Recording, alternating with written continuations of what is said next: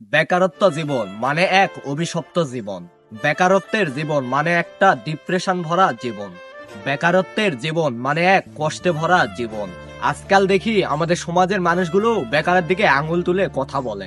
একটা ছেলে সব সময় বেকার থাকে না, সেও একদিন প্রতিষ্ঠিত হবে। হয়তো সময়ের অভাব, নয়তো পরিস্থিতির শিকার, সেও একদিন প্রতিষ্ঠিত হবে।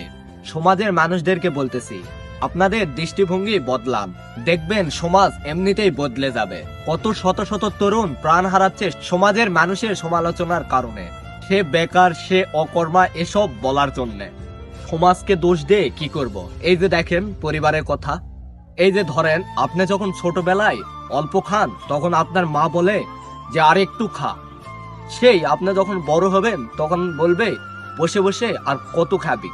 তখন বাসা থেকেও বলবে সারা জীবন কি বেকার থাকবি, কিছু একটা কর। তারপর দেখেন সব ছেলেরই কিন্তু একটা প্রিয় মানুষ আছে। আপনি যখন পরিবারের কাছে দাম পাবেন না, তখন আপনার প্রিয় মানুষের কাছে যায় সবকিছু বলবেন।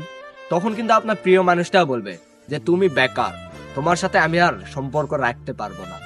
তারপর সে প্রিয় মানুষটাও ছেড়ে চলে যায়।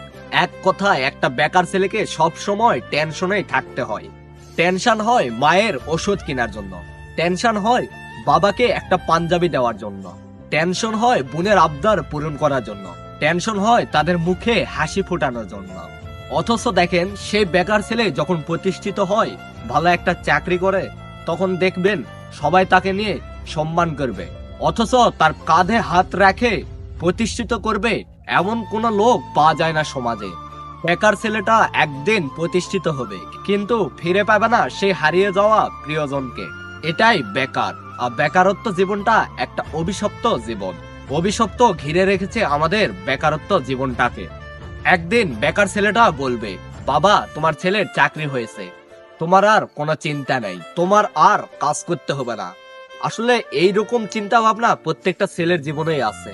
তাই প্রত্যেকটা বেকারের কাছে আমার একটাই মেসেজ, বসে না থেকে চেষ্টা করুন, কারণ সফলতা একদিন না একদিন আসবেই।